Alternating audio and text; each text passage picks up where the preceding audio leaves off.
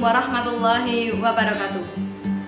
Perkenalkan, nama saya Rini Wulandari, mahasiswa PPG dalam jabatan tahap 1 tahun 2020, program studi pendidikan bahasa Indonesia Universitas Negeri Semarang, melaksanakan uji kinerja di SMK Negeri 7 Purworejo pada siswa kelas 10 TL2. Berikut kartu tanda peserta saya. Saya laksanakan pada hari ini, Selasa 17 November tahun 2020. Wassalamualaikum warahmatullahi wabarakatuh. Bismillahirrahmanirrahim. Assalamualaikum warahmatullahi wabarakatuh. Waalaikumsalam warahmatullahi wabarakatuh. Selamat pagi anak-anakku, kelas 10 TITL 2 SMK Negeri 7 Purworejo. Bagaimana kabar kalian hari ini? Alhamdulillah baik. Baik, perkenalkan, nama Ibu Rini Wulandari. Ibu adalah salah satu mahasiswa PPG dalam jabatan tahun 2020 di Universitas Negeri Semarang.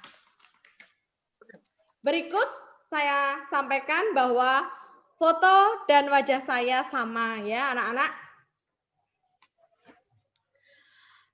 Baiklah, alhamdulillah semua sehat dan Ibu berpesan pandemi COVID-19 belum berakhir, tetap jaga dan patuhi protokol kesehatan, memakai masker, cuci tangan, dan jaga jarak. Baik anak-anakku, sebelum kita mulai pembelajaran kali ini, marilah kita berdoa menurut agama dan kepercayaan kita masing-masing. Berdoa dimulai.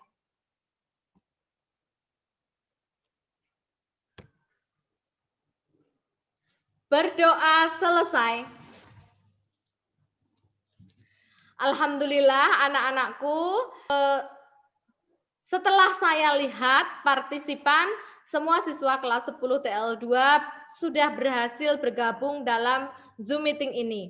Akan tetapi untuk bukti administrasi, silahkan kalian mengisi daftar hadir pada Google Classroom. Apakah sudah sampai di layar kalian? Baik anak-anakku, kita akan belajar yaitu tentang struktur, ciri, dan kebahasaan teks anekdot seperti yang sudah Ibu jelaskan di awal tadi.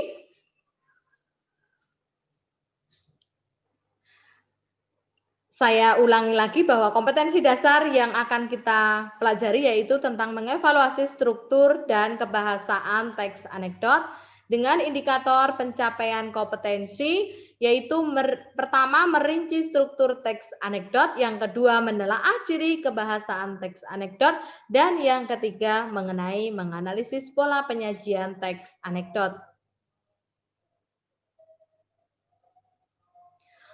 Tujuan pembelajaran sudah Ibu sampaikan pada awal tadi.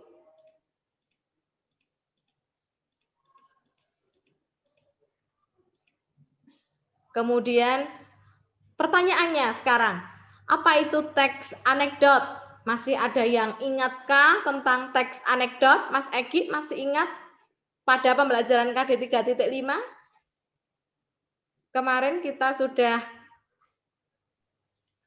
Teks anekdot. Ya, sepertinya sinyalnya terkendala ya. Baiklah. Ya, Bu. Ya, kita saksikan video pembelajaran yang Ibu buat. Apabila nanti dalam pemutaran video pembelajaran ini kok tidak bisa, nanti silahkan kalian bisa mendatangi link YouTube yang tertera pada layar. Oke? Silahkan Mas Vito untuk konsentrasi dalam belajarnya. Sudah ngantuk? Ya. Belum. Ya, terima kasih. Apakah ada suaranya? Muncul suara? Tidak, Bu. Tidak. Oh, tidak. Ya, baik. Apabila tidak, berarti nanti Anda bisa mengunjungi ke link YouTube yang sudah Ibu bagi di atas ya. Ya.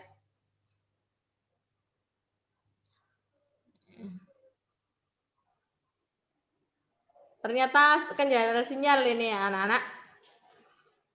Ya, Bu. Iya.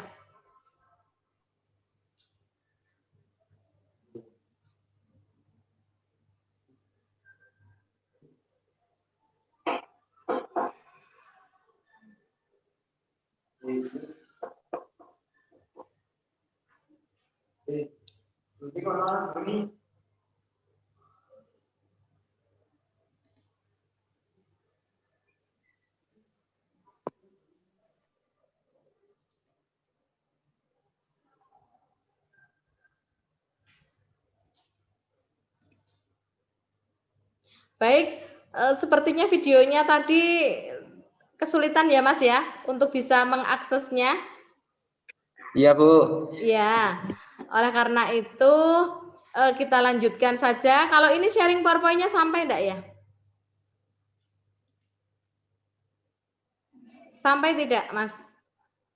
PowerPoint-nya sampai ya? Sampai, Bu. Sampai, Bu. Ya, kalau sampai, baik. Sekarang kalian sudah bisa melihat teks yang ada di dalam layar HP Anda? Bisa. Bisa. Apakah jenis teks itu dengan judul dosen yang juga menjadi pejabat? Kira-kira teks itu merupakan teks anekdot bukan? Oh iya, betul sekali. Betul. Ya. Ini merupakan sebuah contoh teks anekdot. Di mana tadi Anda sudah mengamati bahwa dari strukturnya, cirinya ini menunjukkan bahwa teks adalah merupakan teks anekdot. Selanjutnya, dapat disimpulkan bahwa kalau Anda melihat teks anekdot dosen yang juga menjadi pejabat di kantin sebuah universitas, Udin dan Tono, dua orang mahasiswa, sedang berbincang-bincang. Tono mengatakan, saya heran dosen ilmu politik kalau mengajar selalu duduk. Tidak pernah mau berdiri. Udin menjawab, begitu saja diperhatikan sih Ton. Tono juga mengatakan, ya Udin tahu sebabnya. Udin, barangkali saja beliau capek atau kakinya tidak kuat berdiri. Tono menimpalinya, bukan itu sebabnya Din, sebab dia juga seorang pejabat. Udinnya kaget, loh apa hubungannya? Tono, ya kalau dia berdiri takut kursinya diduduki orang lain. Kemudian Udin pun merespon dengan bertanya-tanya, tapi itu tidak sempat dia utarakan. Jadi setelah Anda melihat teks anekdot tersebut, maka dapat disimpulkan bahwa teks anekdot itu apa? Cerita yang singkat yang menarik. Ya, cerita singkat yang menarik karena di dalamnya ada cerita yang lucu, ya toh? Baik, ya, selanjutnya. Teks anekdot mengangkat kisah tentang orang penting atau tokoh masyarakat atau terkenal berdasarkan kejadian yang sebenarnya juga. Kemudian dijadikan dasar cerita lucu dengan menambahkan unsur rekaan. Kemudian anekdot itu juga disampaikan untuk menyampaikan kritik, tetapi tidak dengan cara yang kasar dan menyakiti. Lah, kritik dalam teks anekdot itu berupa sindiran dan disampaikan secara tidak langsung. Ya, berikutnya ciri teks anekdot. Ciri teks anekdot berupa teks yang mendekati perumpamaan. Kemudian yang kedua menampilkan tokoh-tokoh atau figur yang dekat dengan kehidupan sehari-hari. Yang ketiga memiliki sifat yang humoris, lucu, menggelitik dan berbau lelucon, ya. Yang terakhir terselip kritikan atau tujuan tertentu di dalamnya. Jadi di dalam teks anekdot itu bukan semata-mata hanya berupa teks saja untuk menghibur, tapi di dalamnya itu terselip kritikan, ya, dengan tujuan tertentu. Selanjutnya, apa saja struktur teks anekdot? Mbak Zahra masih ingat struktur teks anekdot?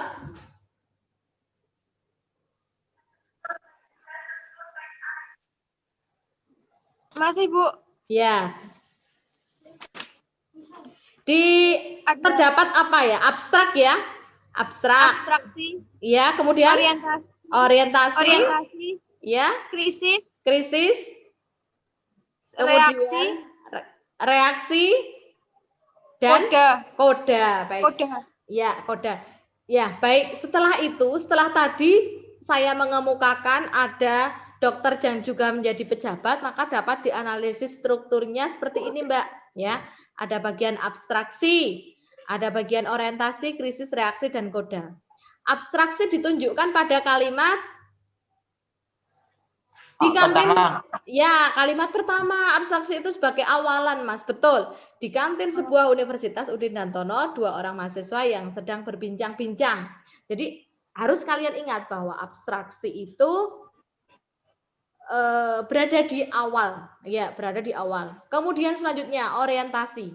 Orientasi pada struktur teks anekdot dokter yang juga menjadi pejabat ditunjukkan di bagian mana? Ditunjukkan pada bagian politik. Ya, saya heran dosen ilmu politik kalau mengajar selalu duduk, tidak pernah mau berdiri. Begitu saja diperhatikan Ton, begitu ya. Baik, kemudian krisisnya. Krisisnya di situ puncaknya. Ya, bagaimana Mas Egi, krisisnya? Ya, Udin tahu sebabnya. Udin barangkali saja beliau capek atau kakinya tidak kuat berdiri. Tono, bukan itu sebabnya, Din. Sebab dia juga seorang pejabat.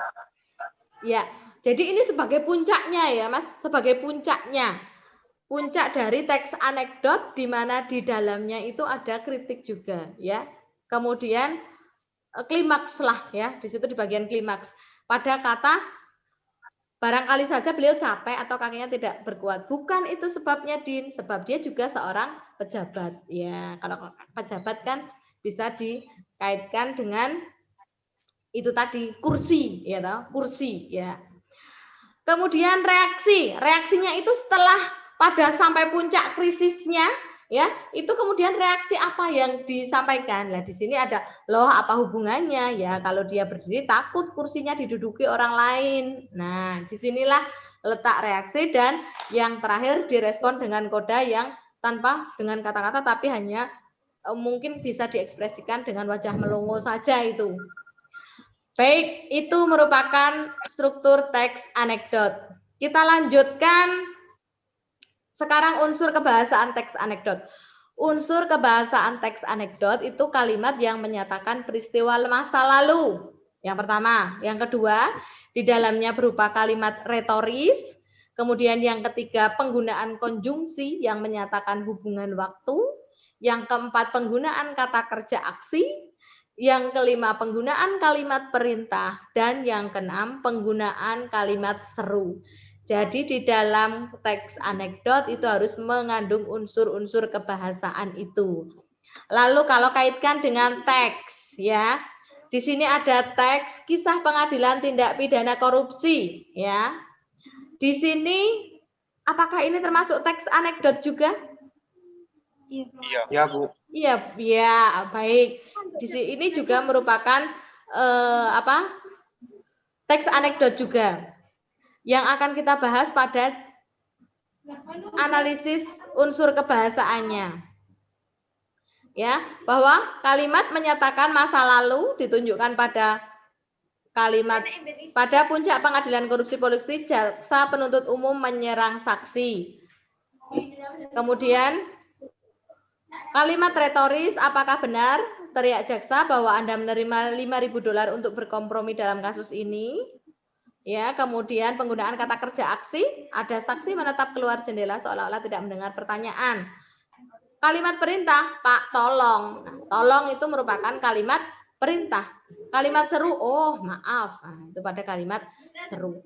Baik, setelah kita melakukan diskusi pada presentasi yang Ibu buat tadi, bahwa kalian sudah mengetahui tentang bagaimana itu teks anekdot, mulai bentuknya, contoh teks anekdotnya, kemudian kalian sudah menganalisis kita tadi sudah belajar menganalisis struktur teks anekdot, kemudian ciri. Oleh karena itu kegiatan selanjutnya yaitu kalian silahkan untuk berdiskusi, melakukan stimulation, problem statement, kemudian pengumpulan data dan pengolahan data yang nanti akan kalian kerjakan secara berkelompok anak-anakku, ya, secara berkelompok karena satu kelas ini akan saya bagi menjadi 8 kelompok yang dimana masing-masing kelompok itu terdiri dari 4 siswa. Silahkan nanti Ibu dimasukkan di dalam grup PJJ kalian, kelompok sesuai kelompok kalian masing-masing karena saya akan mengikuti perkembangan tahap demi tahap Anda berdiskusi tentang teks anekdot kisah pengadilan tindak pidana korupsi yang nanti akan kalian unduh pada Google Classroom. Baik anak-anakku, setelah ini silahkan kalian berdiskusi di grup WhatsApp, ya. Silahkan kalian mencari tahu apa itu teks anekdot, struktur, ciri kebahasaan. Kalian lalui tahapan mengenai problem statement-nya apa, kemudian kalian kumpulkan data-datanya, oh mana strukturnya, mana apa saja ciri kebahasaannya, bagaimana pola penyajian dari teks anekdot tersebut, kemudian kalian olah dan hasilnya nanti akan kalian presentasikan di sini.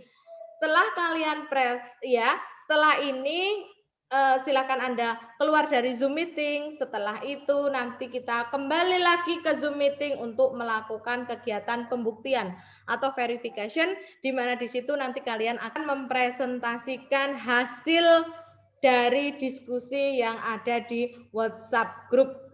Oke, anak-anakku, silakan kalian laksanakan perintah Ibu dengan sungguh-sungguh, dengan baik, dengan cermat, teliti, dan saya akhiri Zoom meeting yang pertama ini. Saya akhiri. Wassalamualaikum warahmatullahi wabarakatuh.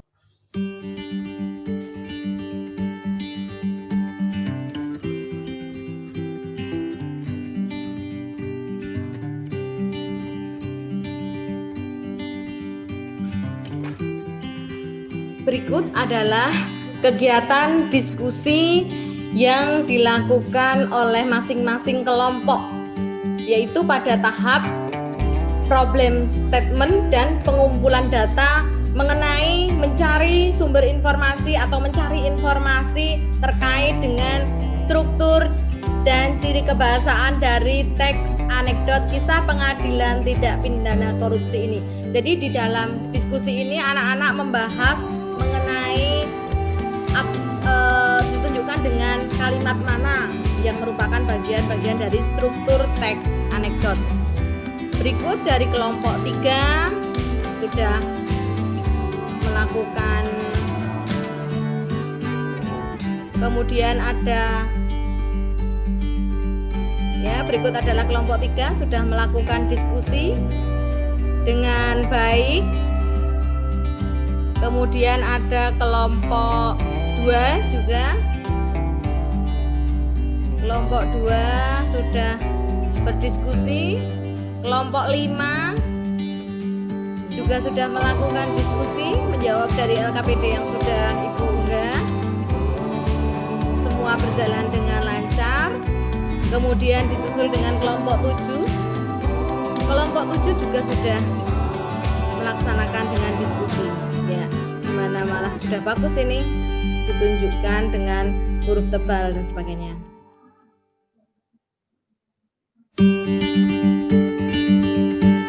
Baik anak-anakku, kembali lagi dalam ruang maya pembelajaran bahasa Indonesia yang kedua, bahwa setelah Anda melakukan problem statement, kemudian Anda mengumpulkan data, kemudian saat ini adalah waktunya kalian untuk membuktikan hasil dari apa yang sudah Anda diskusikan di dalam WhatsApp group. Oke, akan saya mulai anak-anakku dari strukturnya. Silakan. Kelompok berapa yang mau membacakan? Oke, kelompok 1 Mbak Zahra, silakan. Baik, Bu. Analisis struktur teks anekdot menurut kelompok 1 abstraksi yaitu seorang jaksa agung berpendapat keras terhadap sanksi pada puncak sidang korupsi. Orientasi pada kalimat jaksa agung berkata, apa Anda telah menerima uang sebesar $5.000 yang digunakan pada kasus ini? Saksi melihat ke jendela seakan-akan dia tidak mendengar perkataan jaksa. Krisis pada kalimat jaksa agung berkata, benar atau tidak bahwa Anda itu telah menerima uang sebesar $5.000 yang digunakan pada kasus ini? Saksi tetap tidak mau menjawab. Baik, akan dilanjutkan mengenai presentasi struktur teks anekdot oleh kelompok berapa yang raise hand? Kelompok 5, raise hand, silahkan. Mas Juni ya kayaknya ketuanya. Pada unsur reaksi, hakim mengatakan, Pak, Anda harus menanggapi pertanyaan jaksa. Dan yang terakhir untuk struktur koda, saksi mengatakan, maaf, saya merasa dia bicara bersama Anda. Sekian dan terima kasih. Oke, baik, terima kasih Mas Juni dari kelompok 5. Kita lanjutkan mengenai analisis ciri kebahasaannya. Dari kelompok berapa dulu ini yang mau mempresentasikan? Sepertinya kelompok 7 raise hand ya. Ya, silahkan kelompok 7. Analisis kaidah kebahasaan teks anekdot di atas menurut kelompok 7. Kalimat yang menyatakan peristiwa masa lalu. Pada puncak pengadilan korupsi politik, jaksa penuntut umum menyerang saksi. Pada kalimat retoris, apakah benar, teriak jaksa, bahwa Anda menerima $5.000 untuk berkompromi dalam kasus ini? Penggunaan konjungsi yang menyatakan hubungan waktu. Akhirnya, hakim berkata, Pak, tolong jawab pertanyaan jaksa. Oh ya, baik. Terima kasih Mas Zainal Arifin. Kita beri tepuk tangan. Bagus sekali. Selanjutnya, mengenai ciri kebahasaan yang akan disampaikan oleh kelompok 6 ya, raise hand ya, silakan.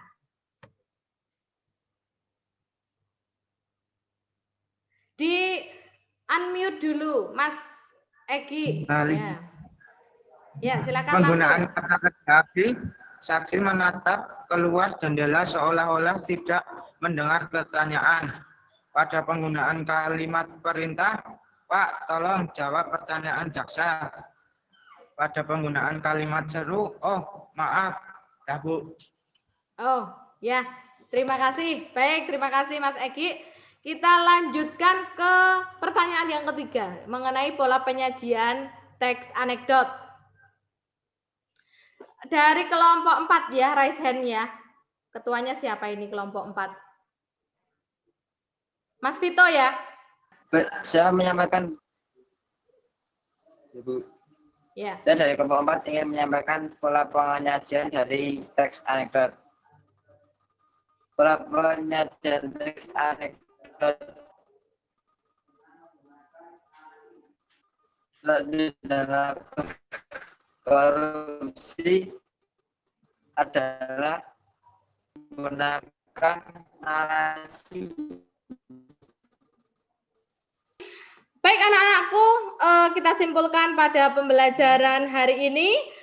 Kita sudah melakukan pembelajaran tentang apa saja ya anak-anak? Mas Egi, baik? Ingin berpendapat sepertinya raise hand mengenai apa? Struktur teks anekdot. Di-unmute dulu. Ya. Pada struktur teks anekdot, 1. Memiliki abstraksi. Abstraksi adalah suatu bagian awal dari paragraf yang memiliki fungsi untuk dapat memberikan suatu gambaran. 2. Memiliki orientasi. Orientasi adalah suatu kondisi di mana kejadian berawal. 3. Memiliki krisis. Krisis yaitu permasalahan yang utama terdapat dalam teks anekdot atau memunculkan masalah. Ya, betul sekali. Terima kasih Mas Egi. Dilanjutkan Mbak Az-Zahra. Ya, Mbak Zahra sepertinya raise hand ingin mengemukakan. Kaidah kebahasaan, Bu. Ya, Dalam silakan. teks anekdot yaitu 1. teks anekdot menggunakan waktu lampau, adapun contohnya yaitu saya tidak bisa tidur sampai semalaman. 2. Teks anekdot menggunakan pernyataan retoris, adapun contohnya yaitu apakah dia tahu. 3. Teks anekdot menggunakan kata penghubung atau konjungsi, adapun contohnya yaitu lalu, setelah itu, kemudian, dan lain-lain. Sudah, Bu. Oke, baik. Terima kasih. Sudah kita dapatkan bahwa kalian sudah memahaminya. Namun saya akan refleksikan kembali. Mas, adakah yang masih belum paham pada pembelajaran kali ini? Sepertinya Mas Zainal raise hand ya. Ada Mas Zainal raise hand ya. Yang belum paham apa Mas Zainal? Maaf Ibu, saya mau tanya. Saya masih kurang memahami tentang pola penyajian teks anekdot. Oh ya, baik. Ibu jelaskan bahwa pola penyajian teks anekdot itu ada 2, yaitu dengan dalam bentuk narasi dan yang kedua dalam bentuk dialog. Ciri-ciri dalam bentuk narasi yaitu berbentuk paragraf, Mas. Jadi tokohnya itu ada di dalam paragraf. Tetapi pada yang bentuk dialog itu tokohnya langsung ada dalam percakapan khusus, ya. Ada dalam percakapan langsung. Jadi tidak berbentuk paragraf lagi. Itu yang dialog. Sudah paham ya? Sudah Bu. Sudah. Bu. Ya, baik. Terima kasih anak-anakku. Saya kira pembelajaran kita sudah cukup. Kita berjumpa kembali dalam pembelajaran selanjutnya, yaitu kita akan belajar tentang hikayat. Silahkan nanti Anda belajar sebelum kita pertemuan sehingga lebih mudah lagi. Baik anak-anakku, marilah kita berdoa, ya, berdoa menurut agama dan kepercayaan kita masing-masing untuk mengakhiri pembelajaran kita pada pagi hari ini, supaya apa yang kita pelajari hari ini semuanya dapat terserap dengan baik. Ya, berdoa mulai. Berdoa selesai.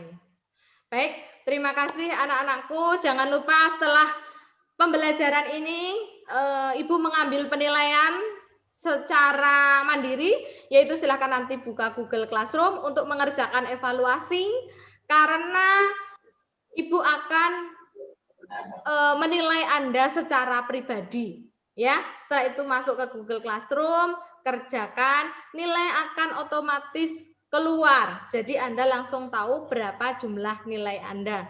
Begitu ya Mas, Mbak? Baik, sudah paham semua? Sudah tidak ada pertanyaan tentang Google Form? Tidak. Baik, saya Iris sekian. Wassalamualaikum warahmatullahi wabarakatuh. Waalaikumsalam warahmatullahi wabarakatuh.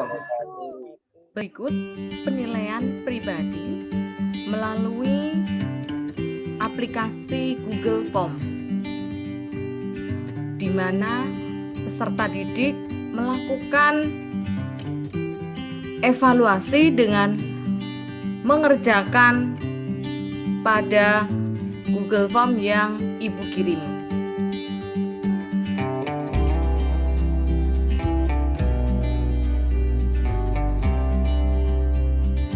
Di sini sudah terlihat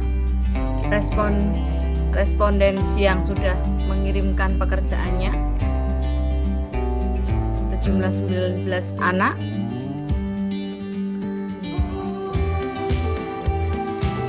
Dengan nilai skor rata-rata 55,5.